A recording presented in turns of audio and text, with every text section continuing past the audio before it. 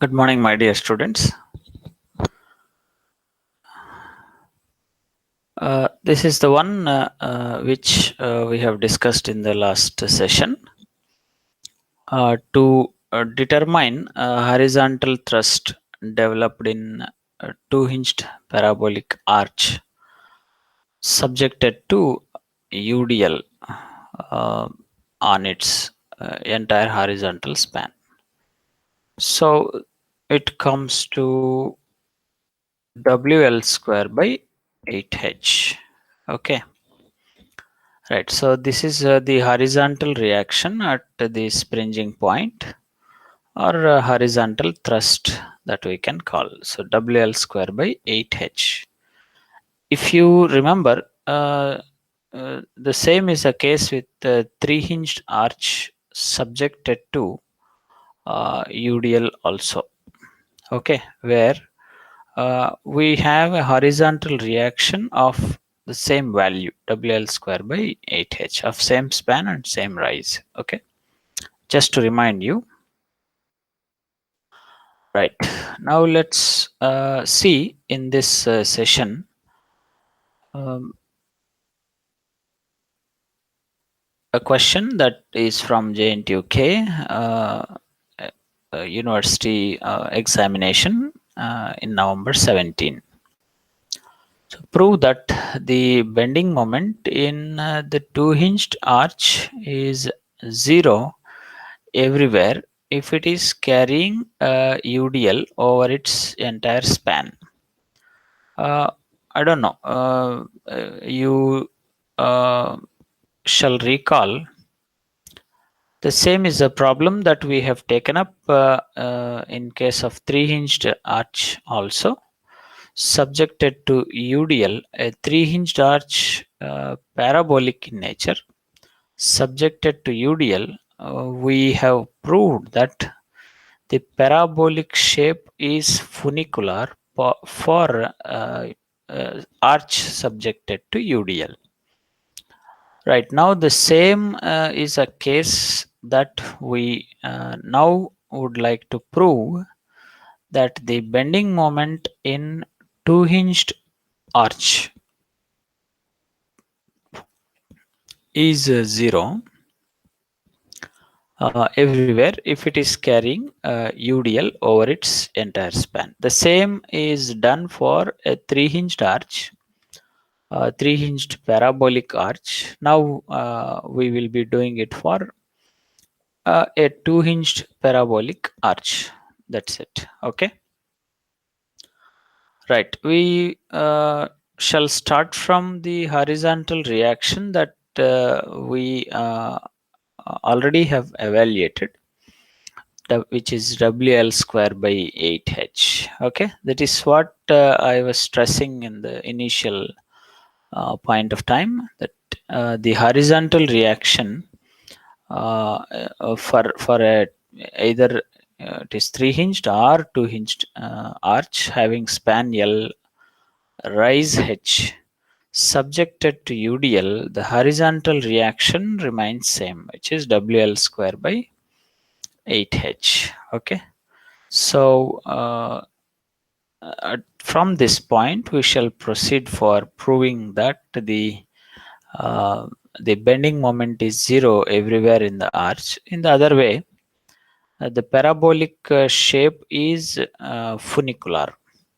Okay, which means the parabolic arch is theoretical the other way. Likewise, you can now see it in any orientation, like you can call it as a funicular polygon or funicular shape, or else you can call it as a theoretical arch likewise. Okay, so finally you should prove that the parabolic shape is funicular for a case of UDL applied on its entire horizontal span. Okay, right. To prove that, we shall first write moment equation at any section XX. Okay, so this is where the section is taken.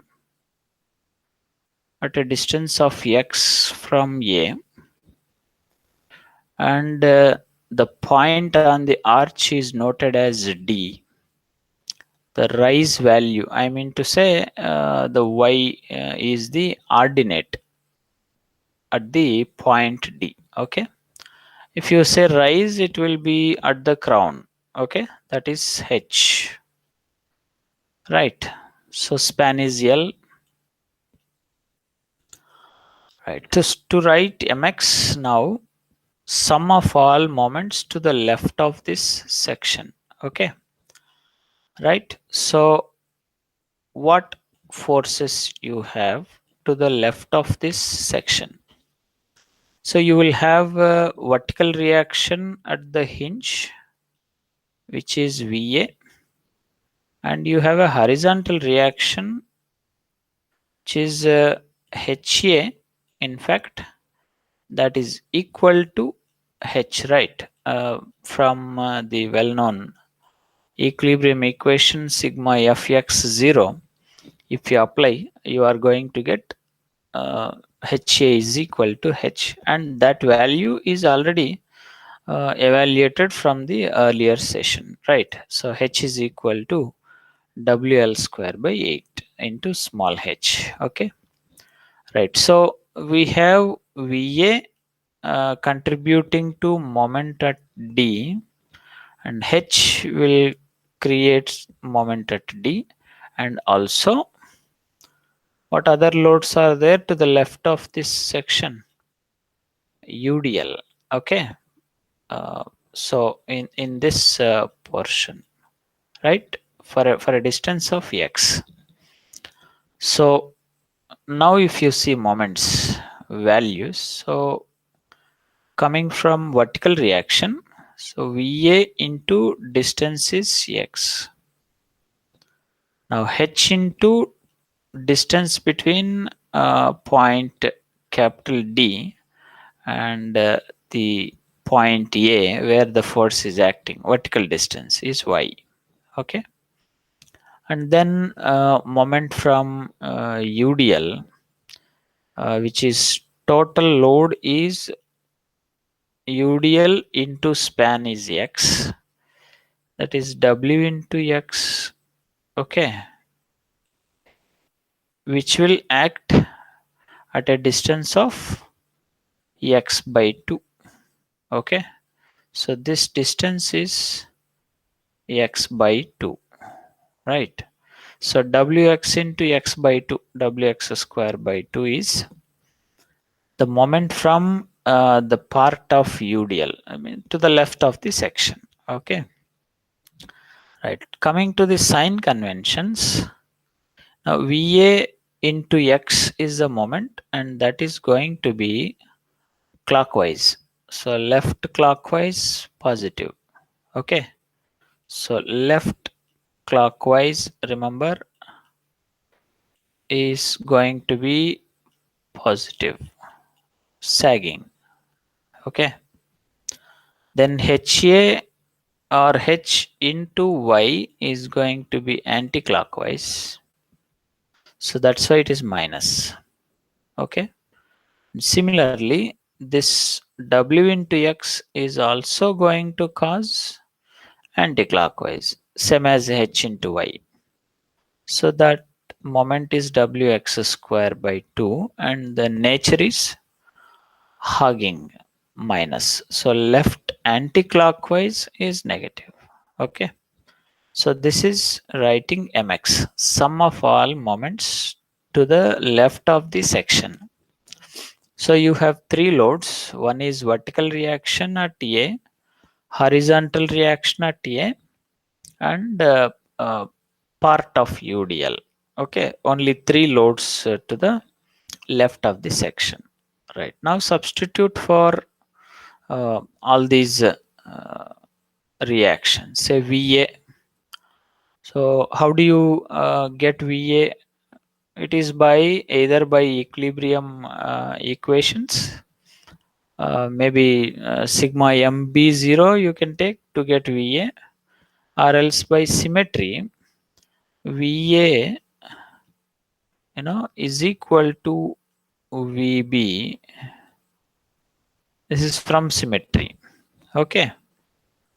Uh, as now the arch is symmetric about the crown, so you have VA is equal to VB, and that's why the total load.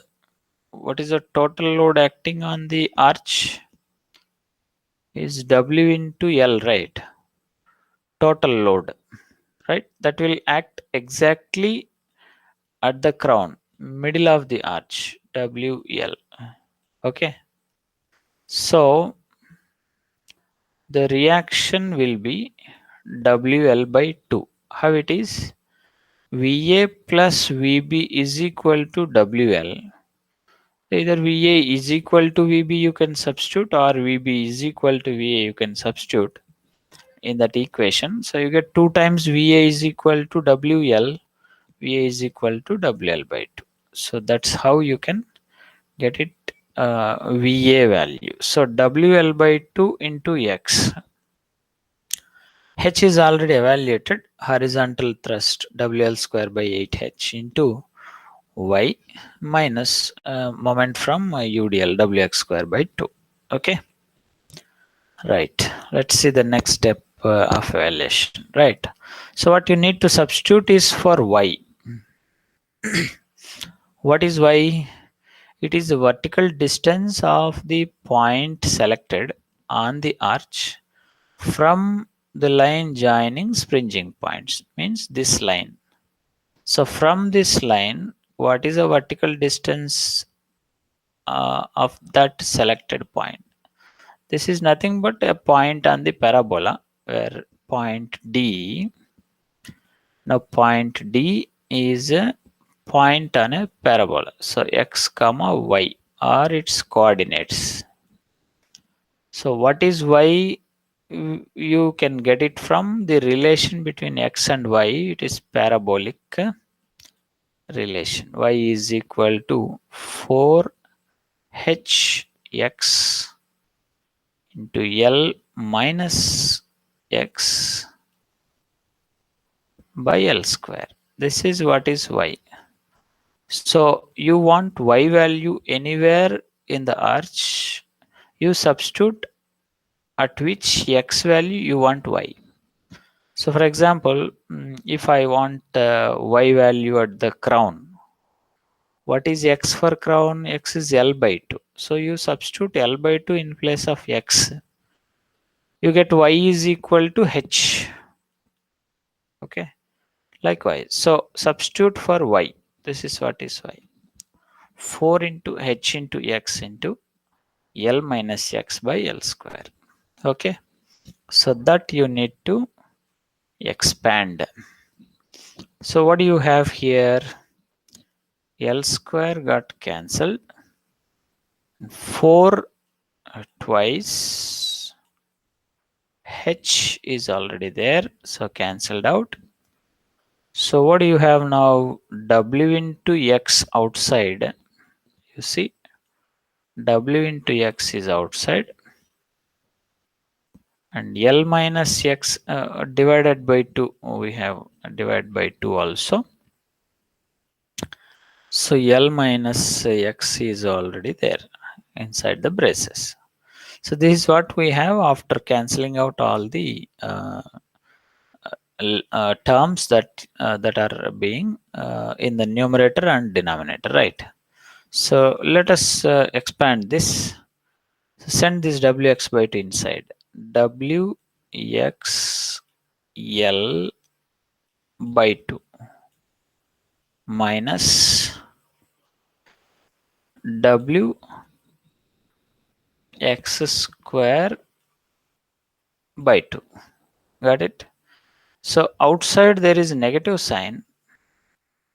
So what you have now? Minus, and this will become plus. So first term is as it is. WL by 2 into x. What is second term? Minus WXL by 2. This is the second term. What is third term? Wx square by 2 positive. Last term is coming from a part of UDL, moment from part of UDL. The same here. So you can see each term of same in nature but have opposite sign. So which will have total moment is 0 at any distance x, any distance from 0 to L, at any distance, whatever may be the x value, bending moment is always 0. That is what is the statement. Prove that the bending moment in a two-hinged arch is 0 everywhere if it is carrying UDL over its entire span. Okay, I think we have proved that the arch, either a two-hinged arch or a three-hinged arch with UDL, if it is parabolic, it is going to be funicular. Okay, right. Thank you.